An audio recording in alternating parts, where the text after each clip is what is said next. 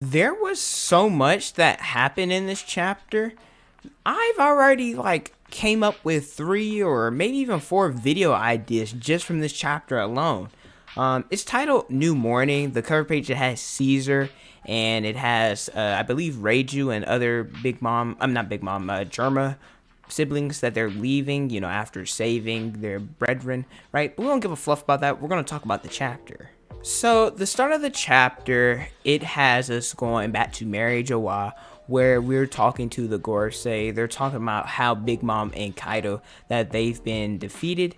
And we know that in the One Piece world, there is a thing about having the shift of power, or making sure that the balance is there. And so losing the Yonko, it shifts the balance, because you have the admirals, and then you have the warlords. Now we have the new people that Vegapunk is working on, the new machines, forget what they're called. And then we had the Yonko. And think about how after a warlord was defeated, they were searching for new warlords, because they didn't want the balance to go out. So that's something that's important, because they're going to have to name new Yonkos, which we learn that they did a little bit later in the chapter. And then also there were discussions about, hey, can we bring Nico Robin back to us? Because I believe there's been a couple times during this arc where they're like, hey, we need to get Nico Robin this and that, because of her abilities with the poneglyphs, especially the road poneglyphs. Now that the Straw Hats, well, they got one from Big Mom, they got one from Zhao, and Kaido had one, so we assume that they got it. And so obviously the Gorosei want to get Nico Robin because they don't want a new Pirate King. They know that Nika is awakened, which is Luffy, and CP0 made a phone call on the phone saying yes, it's able to be done. So it looks like protecting Nico Robin will be a top priority for our characters. And also there's to mention on the phone with the Gorosei and CP0, someone hijacked it and said stay where they are, he's on their way, or they're on their way. I kind of spoiled, it's a he. We find out who that is later in the chapter. But then we cut to Hawkins and we cut to Drake. Drake is on the ground, he's talking to Hawkins. Hawkins like, yo, you are a Marine? He's like, shh. He's like, hey, we don't gotta talk about that now. But then we mentioned something along the lines of, yo, why'd you join Kaido, and you could have done all this. And Hawkins said he thought it was the best chance of survival. He also talked about this with Law, but he was like, yo, I saw how Kid and Killer, that they were ready to die in fighting Kaido. And then he also mentioned that he was the guy that was the 1%, which is a little confusing because we didn't know who they were talking about at first. We speculated it was either Drake, it was Kaido, it was Luffy, it was well, not really Kaido, but we thought it was Zoro, Drake, or Luffy. But in the anime version, they said that Drake was that 1%. But now it's saying that Hawkins is that 1%. So I'm a little confused. But Hawkins, he ended up dying after, I'm guessing, from the too much blood loss. But hey, Hawkins is dead. There's also discussions with the kids in Wano. Remember in the beginning, there was somebody that was misfeeding them lies and information about how righteous Orochi is and all he's done for the country. Well, there's a new instructor that said they're going to start nurturing the young and telling them all about what Kazuki Odin and the Scabbers and all of them did, which is only right because they were feeding them with lies, and now the kids will know the truth. Then we cut to Ringo, where this is probably the most, well, not the most important, but a really important matter in the chapter, because Wano, a lot of people's issues about it was, and I'm gonna do an in-depth video about this probably, about how there was no death and the stakes weren't high enough. And we later find out that in Ringo, they moved Odin's, where they're going, not his grave, but yeah, I guess you could say his grave. They moved it to Ringo, and that's where all the Scabbers will be held once they die. And we find out that Izo and Doji are actually dead. Now, One Piece, we know they don't really kill off characters like that, and I think we're gonna have to wait to see before they're truly, I can truly say that they're dead after this arc, once they leave Wano. But Doji, we speculated, we're like, is he dead, is he not? And then now, Izo, nobody's expecting Izo to die. I wasn't expecting. And so, Izo dying like this, it sucks, because the Whitebeard Pirates, they've been through a lot. Whitebeard died, Ace died, and now Marco has another one of his comrades that I mean, even though he was a member of the Kaizenai, and he was like, yo, whenever you're going back to Wano, take me with you and all that. So Izo was prepared for this. And I think any pirate at sea is prepared to die. But it's the fact that Marco's like, dang, I've lost another comrade, which sucks because nobody was expecting Izo to die. So we've gotten a couple casualties, not just on the enemy's team, but the Alliance side as well. 7 days pass and we cut to Yamato. She is hungry, but she finds out that Luffy and Zoro are finally awake, so it was a week before they awoken. And so I find it funny, Luffy gets up, he's like, meat. Zoro gets up, he's like, booze.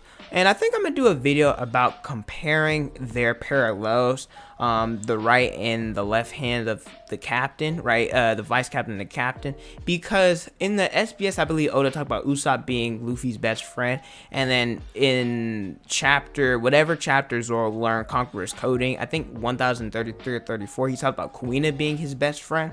But him and Luffy have so many parallels with each other.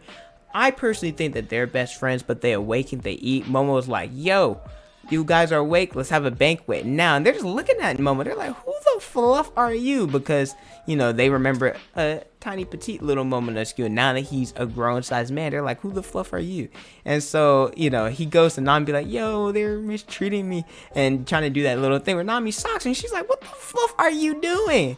Like, you can't do that. And he's like, but I'm only 8. And we know that Brook, Kiyomon, and Sanji, they would always be mad whenever like Momo would get away with touching up on Robin or Nami because he's a kid. But now he can't get away with it no more because he's grown.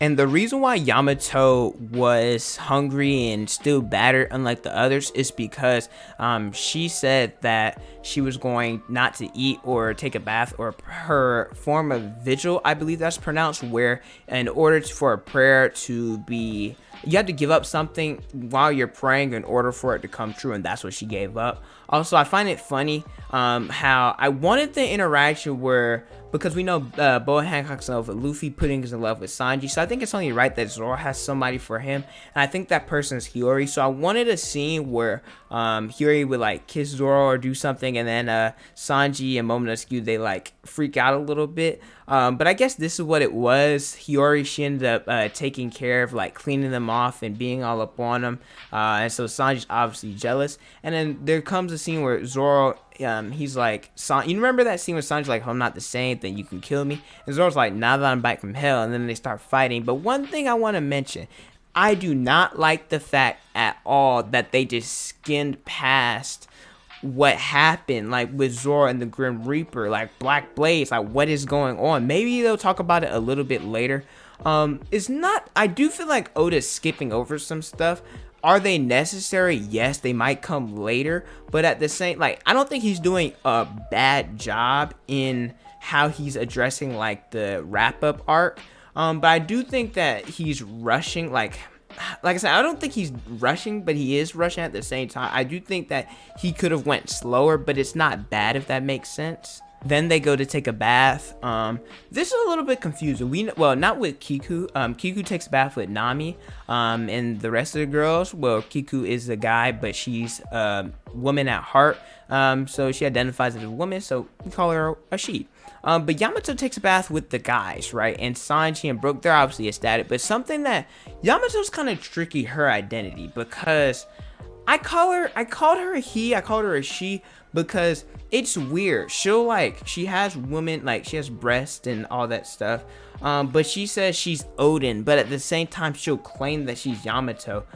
So I don't know if she I guess at this point we're gonna call her a he since she's bathing with the he's. I don't know, just let me know in the comment section below which one you might do, so I don't offend anybody. But I could see the narrative for both ways, so I guess for right now I'm gonna just call her a she because that's just easier for me. So they take baths, then the next day their ships are built up, they're about to leave. I do think that they're wrapping like that part up a little bit quickly. I wish we got to see more, but as you know, I didn't mention Robin in any of this because we haven't seen her. We scroll down, you know, Law and Kid, they're like, yo, Wano's cut off, however, you know, that doesn't mean that the outside world doesn't know about us. Wonder what our bounty is going to be. Also got to mention that Kid and Beppo are ecstatic about General Frankie. Love to mention that. Surprised that Kid isn't going crazy over it as well. But Apu's like, yo, there's new emperors and new bounties, so if you guys want to see it, and then he throws the paper down, which more likely not will get new epithets, new bounties, a new status is next chapter. But there's also somebody pulling up on Wano, and it's an admiral. It's Green Bull, I believe it's called Rukokuju or something like that.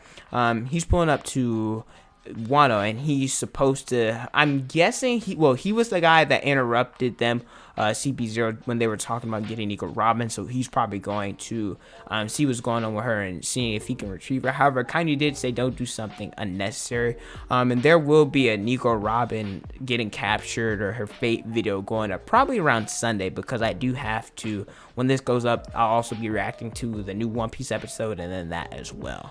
But overall, I do think it was a good chapter, but with like the road poneglyph, like Zoro like going to hell or seeing the Grim Reaper and like other things, I do feel like it was a little bit rushed. Like I said, I don't think it was bad. I think he wrapped a lot of the stuff up well, but I do think he could have taken his time. He probably could have done this. I know he's going on his break and that there was only going to be 2 chapters, but realistically, I thought Wano was going to end in like 6 more. But it is what it is. I can't wait for next week. Stay tuned for a lot of videos coming out real soon. But thank you guys so much for watching. Don't forget to like, comment, and subscribe. Also hit the notification bell so you guys never saw a new video. Follow me on Instagram, Twitter, Snapchat, and TikTok. That's on the screen in the description below.